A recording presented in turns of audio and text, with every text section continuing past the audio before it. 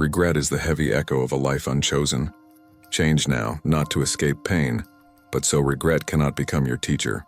Turn toward the life you can still design. The cost of waiting is more than you think. There is a kind of theft that rarely triggers alarms. It moves in the small, quiet transactions of daily life. Regret is the residuum of those small losses, the unpaid attentions, deferred dreams, softened ambitions, and countless tiny concessions to comfort. When we imagine theft, we picture a single, dramatic event, a robber in the night, a sudden loss. Regret is rarely like that. It is a slow subtraction, hour by hour. Each small compromise subtracts from the ledger of who you might have become. Consider the pattern. A child loved music. A parent insisted on steadier work. Later, the child promises. Later becomes habit, and habit becomes life. A young person faces a truth about a relationship, but chooses peace instead. A pattern of avoidance ossifies into decades of brittle obligations. A dream dismissed for practicality molders into a quiet resentment that smells of if only. Regret, in truth, is a historical archive of these compromises. It is the weight of roads not taken. Why do we allow this theft? Because the small costs rarely feel costly in the moment. Saying yes to one more extra hour at a job to secure approval seems wise. Passing up a chance to travel for the sake of saving money appears prudent. Choosing the comfortable partner over the uncertain one appears mature. Each is defensible. Each is framed as rational. None alone kills a life, but together, these micro-decisions accrete into a life shaped more by fear than by fidelity to self. Regret also hides in our vocabulary. We use the language of contingency, I'll do it when. As a mechanism of postponement, we tell ourselves that there will be a better time, more energy, more courage. The parable of postpone is that the future is imagined as kinder and more convenient than the present. This is rarely true. Time is not an ally of deferred longings. It is an indifferent matrix. The moments we do not inhabit, we surrender to entropy. The psychology of this theft has a biological underpinning. Our brains are designed to avoid immediate pain. We prefer the smaller, nearby comfort rather than the long-term, higher gain that demands present exertion. This is not laziness. It is evolutionary wiring. The brain's reward structures reward small, frequent, reliable gratifications. Food, social signals, routine, grand acts of alignment require the override of these circuits with imagination and discipline. Most people never properly train the override. So what does regret feel like when it finally arrives? It is heavy. It is a dull ache. It is a sense of surprise at your own life. How did I get here? The voice of regret is a teacher, but a harsh one. It rarely says you were out of line. It usually says, you were quiet for too long. It is less condemning than lamenting. The lament that you are older than your ambitions. There is also social grief in regret. Seeing friends who chase different paths, while you stayed safe, is a mirror of what might have been. That reflection can trigger shame. You measure yourself by what you did not do. Shame compounds the grief into silence. The person who has accumulated regret often turns inward, hunching behind justifications rather than telling the truth about loss. This is not an argument for reckless abandon. Not every compromise is wrong. Obligations often require sacrifice, but the moral calculus changes when sacrifice becomes a habit of self-abnegation, rather than an occasional gift to others. Love that requires ceaseless yielding turns into resentment. Responsibility without reciprocity grows corrosive. Regret blooms in the center of such lopsided economies. How to prevent this theft? First, notice the small compromises. This requires honesty and a habit of questioning. Each week, ask, what did I defer? What did I say yes to that mattered less than what I said no to? Naming is the first corrective. Once the pattern is visible, it can be addressed. Second, practice the art of micro-courage. Small, consistent acts of fidelity to your longings resist entropy. It could be 15 minutes daily on a craft, a reclaimed weekly conversation with a loved one, a modest financial reallocation toward an important plan. The point is less the size than the fidelity. Commitments create a counterweight to the gravitational pull of convenient drift. Third, reframe scarcity. People often postpone desires because resources are scarce. But regret is more costly than prudence if prudence is misapplied. Practice prudent risk, small investments in possibility, accompanied by safeguarding measures. Risk without ruin. This reduces the farce of one must decide between safety and living. into a practical portfolio of choices. Finally, cultivate gratitude and practice forgiveness. If you carry regret, treat it like a wound to care for, not punishment to continue. Announce to yourself what was lost, grieve, and then redirect energy toward repair where possible. Regret's real cruelty is that it encourages self-condemnation. At the same time, it can be a spade to dig new meaning if wielded honestly. Regret steals in the small hours, but change is also small and cumulative. The quiet theft can be outrun by quiet fidelity. A life rebuilt is seldom dramatic. It is built from minute acts repeated until a new architecture of meaning arises. Notice the theft. Say no to the slow thief. Start today with one small fidelity that will not let you face tomorrow with shame. We live in an era of information and confession. We can list our patterns, diagnose our deficits, and map our wounds with remarkable clarity. Yet knowledge and insight often become ornaments if they remain unacted upon. There is a peculiar pathology. We admire clarity while resisting the motion that follows. Knowing that you are unhappy and continuing the same habit is a peculiar cruelty. It is insight married to inertia, awareness without repair. Why does awareness fail to produce change? Several dynamics conspire. First, cognitive complexity creates paralysis. You enumerate possibilities, weigh pros and cons, and then freeze, overwhelmed by choice architecture. Second, affective inertia anchors you. Emotions are slower than thought, and often bind you to the familiar even when the mind imagines otherwise. Third, social contracts reinforce continuity. Other people prefer you to remain legible, predictable, and dependable, often at the expense of your growth. Another problem is the illusion of self-control. If you believe that future you will act in accordance with your own declared values, you may postpone present actions. The trick is that future you is not a separate person. It is you, subject to the same impulses and misconceptions. We treat future capacity as a windfall, rather than an allotment, requiring current investments. Hence the tragedy. Insight that gets shelved for later becomes the beginning of regret. There's also the seductive morality of good reasons. Knowing that changing careers is dangerous, we compile rational arguments to stay. Obligations, financial risk, family logistics, these are real constraints, but they can be used as a moral smokescreen to avoid discomfort. The brain prefers moral arguments because they situate avoidance and dignity. Thus, many people couch their inertia in its responsibly prudent language when underneath there is fear. So how do we translate knowing into doing? The answer is practical and somatic. First, reduce the friction between intention and action. Create commitment devices, pre-scheduled writing sessions, automatic transfers to savings, public accountability with a friend, contractual commitments with deadlines. If the path is scaffolded externally, the internal war of temptation is less decisive. Second, create immediate feedback loops. Change occurs when behavior meets evidence. For instance, if you want to exercise more, track small wins in visible form. If you want to pursue art, finish a small piece and publish it. The public feedback interrupts the private loop of doubt. Small evidence seeds confidence and recalibrates belief. Third, cultivate the muscle of repetition. Doing is a practiced skill. Courage is a habit formed by repeated acts. If you wait for the perfect emotional state to act, you will rarely act. Instead, schedule practice, not inspiration. Work produces meaning, not only vice versa. Fourth, integrate ritual.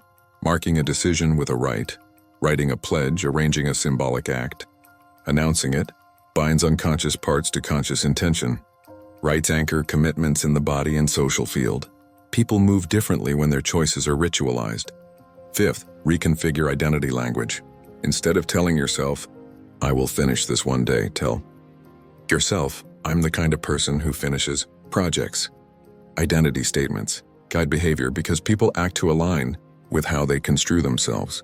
It is easier to act in small ways consistent with a revised self-narrative than to live contrary to it. Finally, practice forgiveness for failure and iterate. Doing will include mistakes. The person who never starts avoids failure and avoids growth. The person who begins and learns from missteps builds a resilient pattern. Iterate. Correct. Continue. Progress rarely flows in straight lines. It is the arc of repeated practice over months and years. A knowledge without action breeds regret because it becomes a mirror of wasted possibility. To escape that fate, make doing inevitable. Lower the threshold. Create accountability, ritualize choices, iterate with compassion, and let identity align incrementally with practice. Then your insight yields fruit rather than forming a dusty shelf of unrealized wisdom. Your Furikanin, the anatomy of courage, what it really takes to change. Courage in the romantic imagination is dramatic, a leap, a confrontation, a heroic rescue. In real life, courage is quieter and more complex. It is the muscle of persistence, the capacity to face small discomforts daily, and the willingness to revise identity when the costs of remaining the same exceed the costs of change. The anatomy of courage has parts you can name, practice, and fortify. First, courage begins with naming. The person who resists change often hides behind euphemisms. I have to be practical. I'm busy. Timing is not right. Courage clarifies what is the real fear. Fear of rejection, financial instability, loss of identity. Naming fear dissolves its mystique. When you can see the form of your fear, you can address it. Second, courage requires a map. Bravery without plan becomes recklessness. Courageous action involves scanning possible pathways, testing low-cost options, securing minimum safety nets, and creating fallback strategies. Courage is not the absence of prudence. It is the union of daring and thoughtful planning. Third, courage uses incremental exposure. The body learns courage by graded stress. Small tolerable exposures that expand capacity. If public speaking terrifies you, start with a small group, then a larger one. If creative expression scares you, post short pieces before long projects. These graded challenges build neuroplasticity.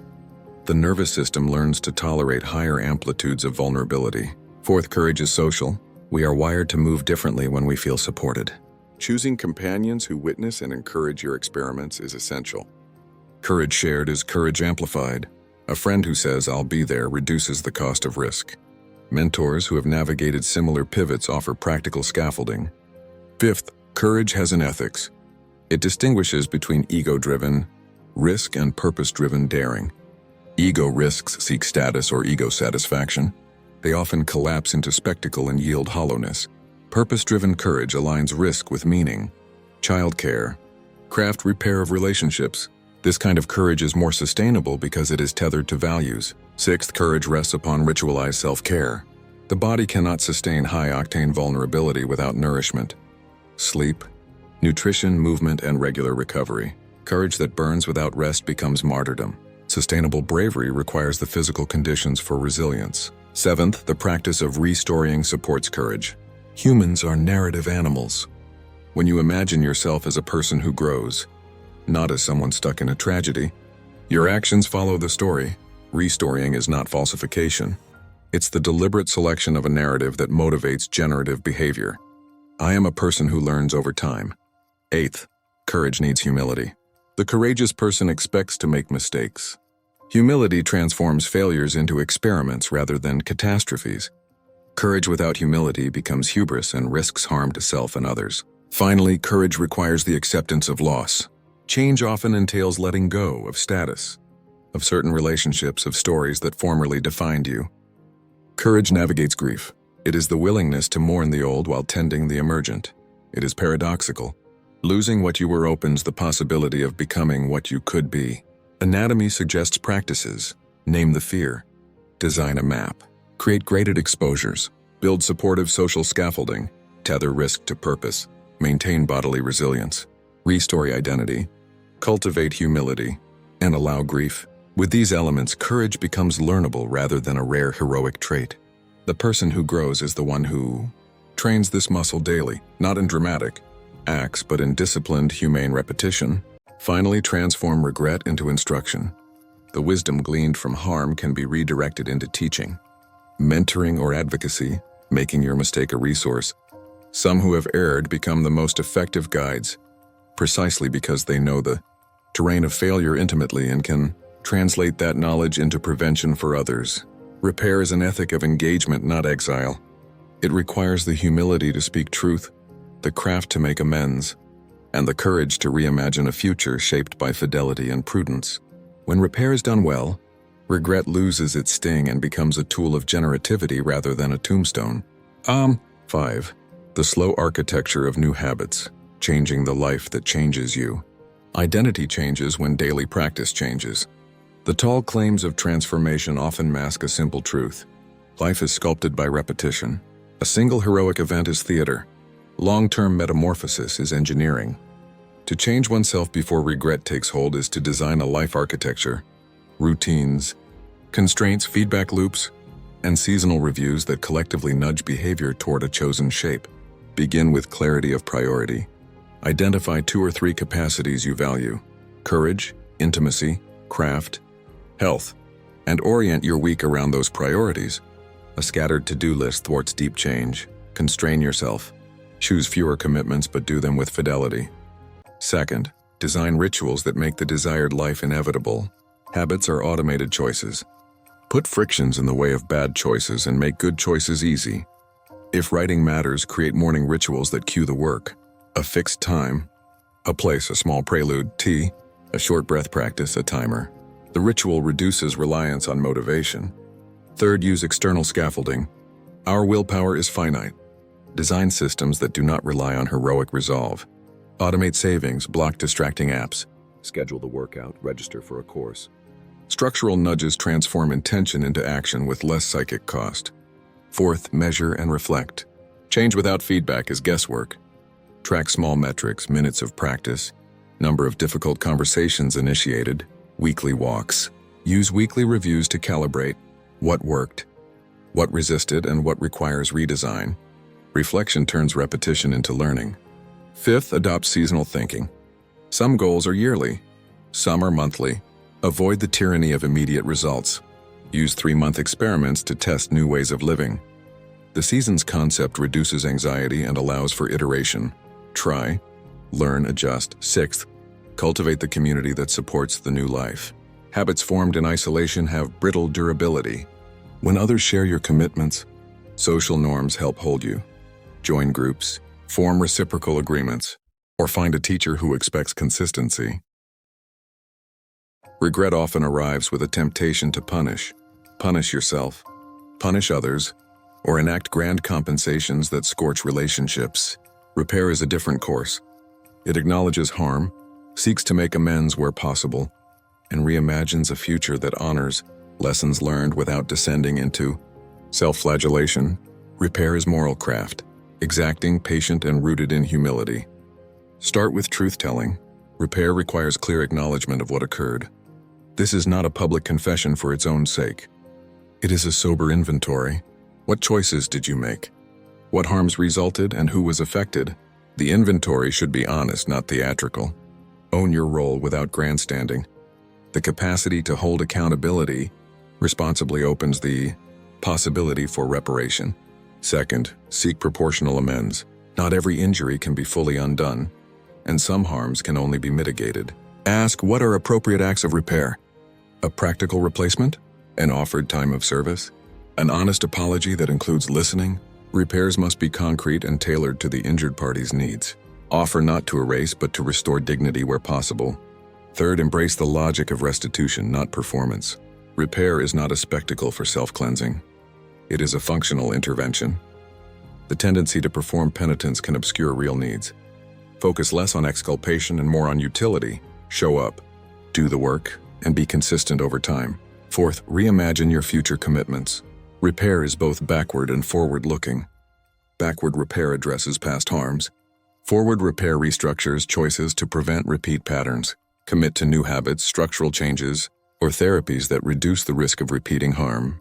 If you harmed by neglect, arrange for regular caregiving. If by irresponsibility with money, set up safeguards. Fifth, cultivate patience. Restitution rarely produces immediate absolution. The injured may not receive your attempts as sufficient. This is part of the cost. Do not expect neat redemption.